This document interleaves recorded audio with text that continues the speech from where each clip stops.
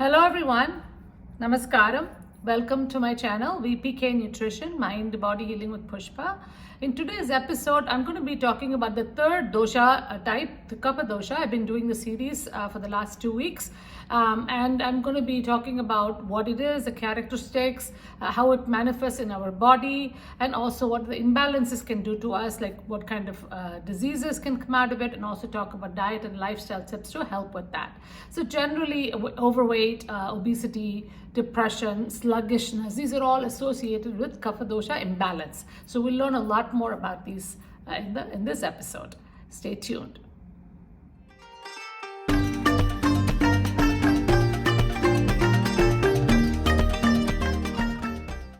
Welcome back, everyone. First of all, thank you so much for all my viewers who have been watching regularly and those who have subscribed as well. If you haven't already done so, please do consider subscribing. And if you enjoyed this video, like it, share it with your friends and family who can be benefited, and also please do subscribe.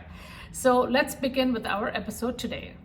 So what is Kapha dosha? Now, Kapha is the third dosha or humor or body type described in Ayurveda, which is dominant in earth and water elements. So naturally it takes on the properties of these elements. So anything in the body that is associated with earth and water element are usually related to Kapha. So that includes all of the organs, the muscles, and also the fluids in the body that are in the joints and things like that. So it is responsible for cohesion or holding to, or giving the integrity to the cells, integrity to holding together all the organs, also giving lubrication in the joints, moisture in the body, also immunity, which is ojas, and overall nourishment for the whole body. So its main function is growth, preservation, and building of the body with the nourishment. So based on that, a person who is a Kapha dominant person usually has certain characteristics which are common to them. First of all, they're usually the large framed people. They're always a little bit overweight even when they're younger. So it's basically because of the earth and water element, they have the tendency to be overweight, and it's not a negative thing because this is how they are.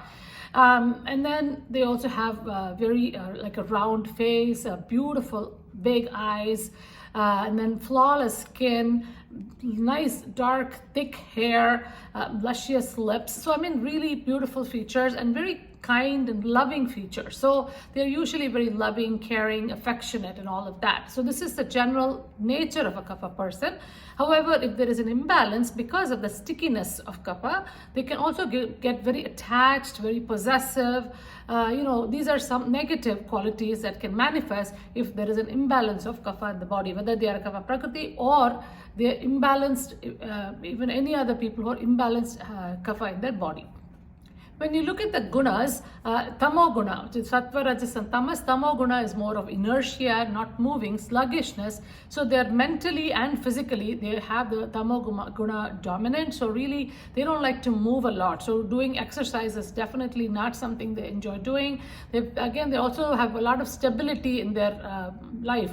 Because of the tamo guna is inertia, they don't like to change anything. They like to follow the same routine all of the time. They don't like to make any changes at all. So it's very hard for them to change and make changes in their life, especially diet and lifestyle, and that's what I come across in my practice as well.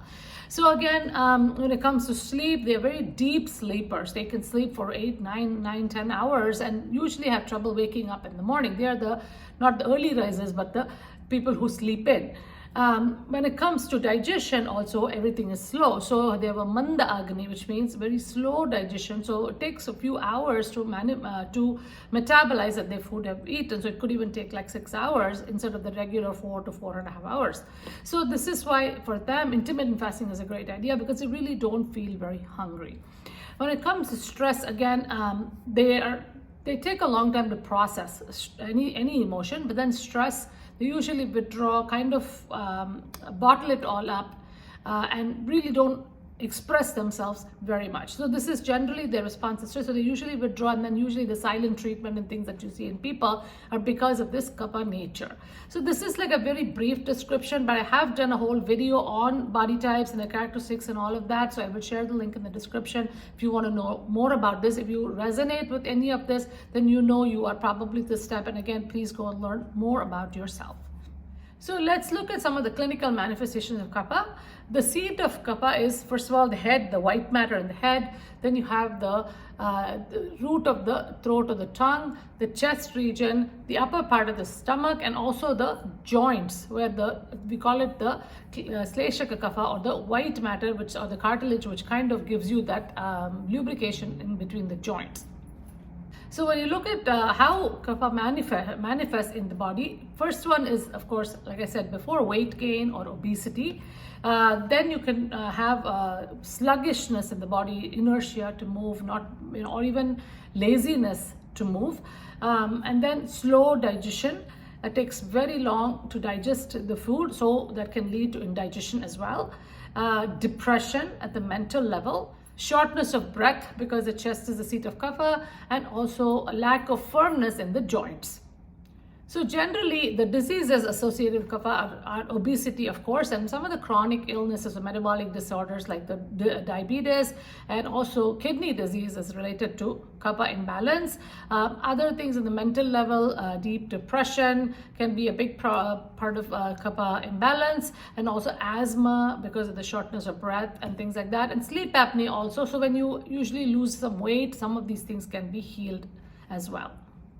So what are some causes of kapha imbalance in the body? So let's go through the list now. Foods with sweet, sour, and salty taste. And then eating very heavy to digest foods such as dairy products, milk products, cold items like ice cream, yogurt, again oily and deep fried food items, and also eating some pickles and sour fruits. Now, third one is excessive intake of water. 4 is daytime sleeping, except if you are over 75 or sick, then you are okay to take a little bit of a nap in the afternoon. Next is lack of exercise, and that is generally a problem with kapha individuals. Drinking water at night. Then mixing wholesome and unwholesome foods together, or hot and cold foods together, anything that causes indigestion like smoothies, parfaits, incompatible foods. And again, I have shared a whole video about this, and I can share that link in the description. Overeating before digestion of the previous meals. And then emotional and behavioral factors like procrastination, laziness, excess sleep, lack of mental activities. So these are some of the kapha issues that can cause a kapha imbalance. And generally, if you're a kapha person, also you could be drawn to doing stuff like this. So kind of like a vicious cycle which never breaks. So we need to be more conscious about taking care of ourselves if you belong to this category or have an imbalance, and regulate your diet and lifestyle so that you can heal your body and mind. Now, kapha dosha can also be seen in seasons and stages of life. The stage of life, usually the childhood is considered the kapha stage. You see all those little chubby babies and the big cheeks. That's usually the kapha stage of life. And they're very happy, bubbly, all of that. The season usually is the winter season, is when the kapha starts to accumulate, the rain, the snow, and everything else starts to build up in the body. And then when the spring comes along is when it's completely manifesting, and then you see the allergies and sneezing. So we usually follow like a kapha pacifying diet during the spring season. So this is basically how kapha manifests in the body. So we will look at some guidelines for kapha management. So let's go through some guidelines for a kapha pacifying diet. So I'm going to go through them one by one. Number 1 is eat more warm, dry, and light foods. Number 2, choose pungent, bitter, and astringent tastes, and limit the sweet, sour, and salty tastes. Again, 6 tastes. I've done a huge video about that, and I will share the link in the description if you want to know more. Number 3, eat more dry, cooked foods without much moisture in it. Number 4, use hot spices in cooking to stimulate the metabolism and digest better. Number 5, limit the dairy products, especially yogurt, sour cream, butter, oil, and again, oil and other fats also should be limited. Number 6, use honey due to its scraping effect, but again, it should be raw and not heated. All other sweeteners should be limited or avoided. Number 7, choose warm foods and beverages like warm soups, hot herbal teas, and warm water. Number 8, langanam or fasting helps with increasing the agni or digestion. So intermittent fasting within a certain window can help to rev up the metabolism and break down the fat. So as you can see, I shared about 8 different guidelines that you can follow. So diet is just one aspect of it, but again, I also want to go through the different food groups to give you specific foods from each food group, which is helpful, and then I will go through the lifestyle. So let's look at the food groups one by one. First one is vegetables. Vegetables, you want to choose more vegetables like bitter vegetables and astringent vegetables, because these help to dry up the kapha in the body and also helps with keeping our weight down.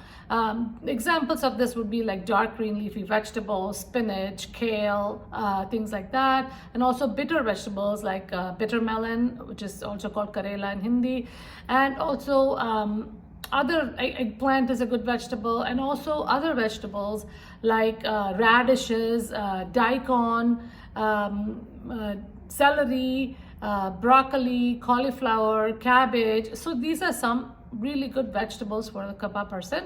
Again, we want to limit sweet vegetables like carrots and sweet potatoes and potatoes, because these can actually make you gain a lot of weight. Second category is the fruits category. When it comes to fruits, it's usually the smaller fruits like the berries are really good. You can also have apples and pears. Again, pick fruit in season. Pomegranate is also astringent, so that's a good fruit. Papaya is good. Again, limit sweet fruits like mangoes, and also sour fruits like the citrus fruits. Again, we want to make sure you pick fruits in season. Kaphas are always drawn to a lot of sweets, so you want to make sure that they're not eating too many fruits. Next one, number 3, is grains. Again, you want to pick the smaller grains like millet and quinoa. Wheat is good. Puffed rice is very good. Amaranth. These are all some good grains. Oats is also good. However, eating a lot of white rice and things like that can be very heavy for the body. When it comes to legumes, again, lentils, dry beans and peas like chickpeas, red kidney beans, mung dal and masoor dal. These are all some good options. Next is the mamsa varga or meats.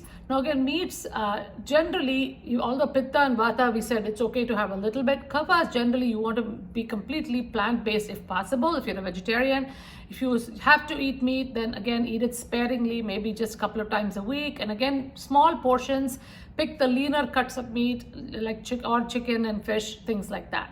Again, you want to make sure that you eat very little as possible. Next, dairy products. Again, dairy products, definitely try to avoid or limit dairy products, because these are very heavy, a sweet taste, so they're heavy with the fat and the protein, harder to digest. So cold milks and yogurt and sour cream and cheese, all of these things are very, very fattening. So definitely going to increase kapha in the body. So you want to definitely minimize the consumption of all of these. Next is spices. Now, spices are a very important component in general in Ayurveda, because it helps with digestion, but especially for kaphas, they need to have more spicy food. So definitely have that cayenne pepper, the green chilies and the red chilies, whatever you can tolerate. Black pepper is definitely good, ginger, and also pipali, and again, other spices like cinnamon and coriander, cloves, all of those are good as well. And turmeric is also very good. It's an anti-inflammatory, it's a bitter spice. So some of these are really good to incorporate in your diet every day. When it comes to oils, again, you want to definitely limit oil. Even when you're doing a stir fry, use very little oil to cook. You can use some sesame oil or mustard oil, but then use very little for cooking, and also completely try to avoid the deep fried. Nowadays, we have the option of air frying, so that is something to look into. And then when it comes to sweeteners, again, all sweets are going to increase kapha in the body. So better to stick to honey, which is actually has a scraping effect. It is more drying, so it's actually good for kapha. Again, you don't want to heat up honey. That is also important. Don't add it to hot liquids, but you can use it, use it with like a lukewarm liquid is okay. So again, these are some of the food groups and specific foods for kapha pacifying diet. Some of the cooking methods also can be helpful, like stir frying. Again, stir frying is good generally for all three, except for kapha. You'll add less oil and then also less moisture. Try to do more of a dry roasting. You can also do roasting and oven baking. These also are more drying. And then of course, air frying, like I mentioned, is very good. It's a good alternative for deep frying. So now that we looked at the diet and all the food groups, what is a good lifestyle for a kapha person or a kapha imbalance? Number one is intermittent fasting, langana, where you can eat within a window. Like generally I say, if you're not hungry in the morning for breakfast, don't eat out of habit, but wait till you're actually hungry. And usually most people, the kapha time is till about 10 o'clock in the morning. So if you're not hungry till 10 or 11 o'clock, just push your first meal to a later time. So that's a good idea for them. So for them, skipping meals is a good thing. When I said vata and pitta, they shouldn't, whereas kapha, they can skip because they have a very sluggish digestion. Number two is avoid daytime sleeping, because this is a tendency because of the heaviness of the body and the sluggishness. People fall asleep, so definitely avoid daytime sleeping because that will only aggravate kapha more. Number three, live an active lifestyle. So if you are a job or anything that makes you sit, try to be active throughout the day. Get up and walk a little bit here and there, because sometimes you get fixated and then you're not moving your body at all. And then that leads to further laziness and sluggishness. Number four is exercise. Now again, exercise is very important, especially cardio. So definitely for kaphas, I would recommend you do exercise first thing in the morning to get you moving, because if you wait till later on, you're just not going to be able to move. So it's better to do your exercise first thing in the morning, and this way you have more energy to work through the day. Number five is yoga. Now again, yoga can be very effective, especially a vinyasa flow where you're doing a sequence of poses, just like the sun salutation. Sun salutation itself is great, heating for the body, and it'll get you moving. It actually do about 10 to 15 minutes of a few rounds of sun salutation. It is like a cardio exercise itself. Of course, definitely go with the breath. So those are some things that you can incorporate into your daily routine. If just 10-15 minutes in the morning is definitely possible. Number six is pranayama. Again, pranayama is good for all. Again, remember we talked about the shortness of breath. So doing that nadi shodhana, alternate nostril breathing, can give you that balance of breathing in the body, helps with sleep apnea, helps with so many problems, asthma, because I had a patient who I did teach and they were able to get rid of their puffer. So again, it's very effective. And then there are other pranayamas like Bhastrika pranayama, which is a very heating, forced inhale and forced exhale, letting out all the toxins. Kapalabhati is another pranayama, also a kriya where you're passive inhale and forced exhale. So again, I have shared a video on Kapalabhati as well. I will put the link in the description because I would recommend you learn from somebody, don't try it on your own. So these are some exercises and yoga that you can practice. The next one is like a Ayurvedic recommendation.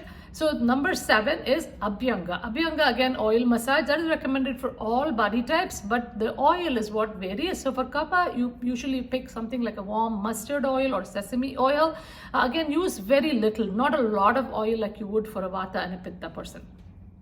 And number 8 is Udvartan. Udvartan is like a dry powder massage. So what you can do is, before you take a shower, you can take some dry chickpea flour and then kind of rub it against your against the hair follicles, and kind of like a really fast rubbing. So you generate heat in the body. So this helps to break up the fat, and it also gives you makes you feel more vigorous and energized. So this is something you can do every day or whenever you get a chance, or even on weekends. Please try to do that. So these are some 8 tips that I shared for lifestyle practices. So again, I hope you enjoyed this show. I hope you learned a lot of new things. So if you do identify with a Kapha body type or an imbalance of Kapha as you get older, that can happen. Then try to follow some of these things. Again, if you found this useful, please do share with your friends and family. Again, this week, listen to your body, observe your mind, and heal yourself. And I'll see you again in a few weeks with a new episode. So have a wonderful week ahead.